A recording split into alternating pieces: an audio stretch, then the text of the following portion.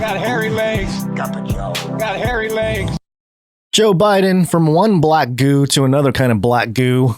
The headline from the New York Times is Biden will tap oil reserve hoping to push gasoline prices down. And here he is announcing it. Today, I'm authorizing the release of 1 million barrels per day for the next 6 months, over 180 million barrels from the Strategic Petroleum Reserve. This is a wartime bridge to increase oil supply until production ramps up later this year. And it is by far the largest release of our national reserve in our history. It will provide a historic amount of supply for a historic amount of time, a 6 month bridge to the fall. 6 month bridge to the fall.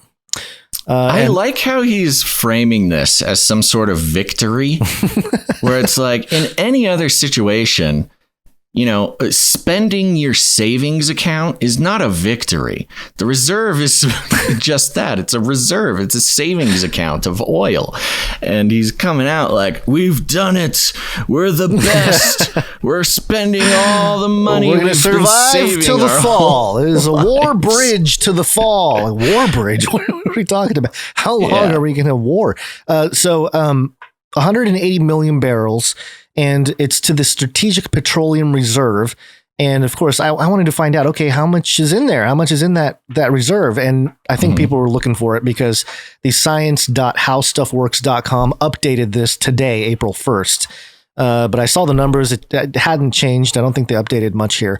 But according to this article, how long will the U.S. oil reserves last? It was actually first written. Oh, actually, I don't know. It just has the update date.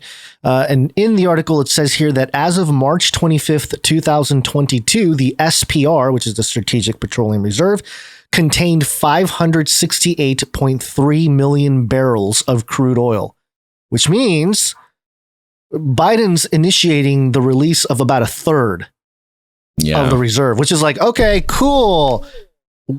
I can see him doing like, well, we're gonna do another 180, another bridge, you know, right?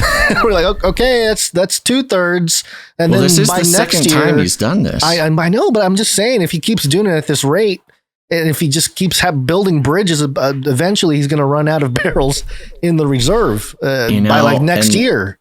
There's a part of me that wonders if that's the plan.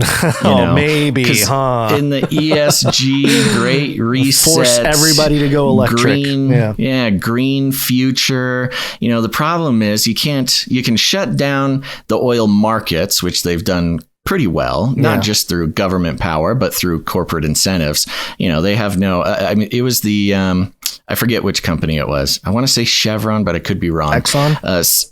Well, yeah, maybe it was Exxon. The CEO of one of the biggest oil companies in the world just blatantly came out and said, like, nah, we're not going to pump more oil. Even if the barrel price goes up to 200, we're just not going to pump anymore. Because they're like they're sort of perfectly balanced for maximum profits, and pumping more oil would mean less profits.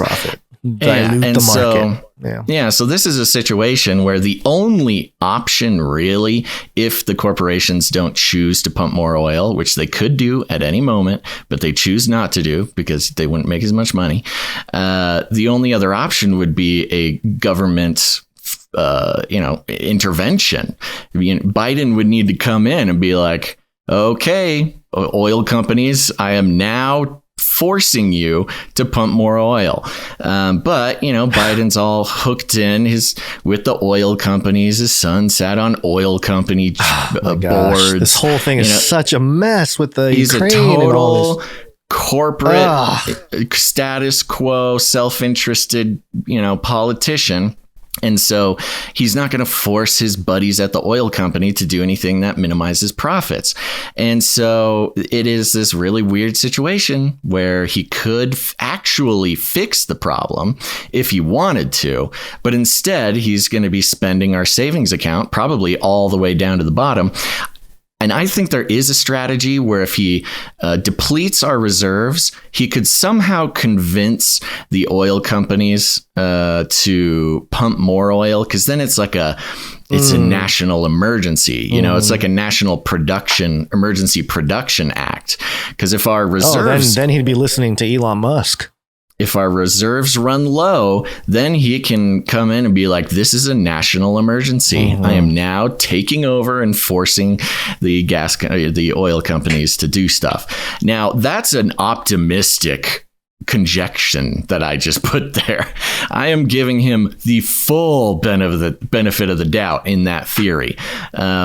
And it is much more likely that something that kind of strategy would not be rattling around in that sort of mushy space between his ears. Yeah, it says in the article here that the 1 million barrels per day would last about a year and a half. But given that the U.S. consumes an average of 19.78 million barrels of petroleum per day in 2021, 1 million won't go very far without replenishing the SPR. So no, absolutely not. And at 1 million, if we're consuming nearly 20 million, 1 million is not going to do it. It's not going to bring the price down that much, is it? Oh, it's not even about price. I don't think it's about price. I don't think the price is going to go down. Come on, man. Yeah, but he says a lot of things. Come on, Joe.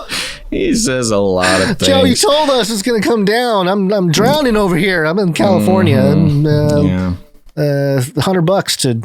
You got your $6 a gallon yet? 666. Yeah, I already got the 666. Yeah, good. Yeah.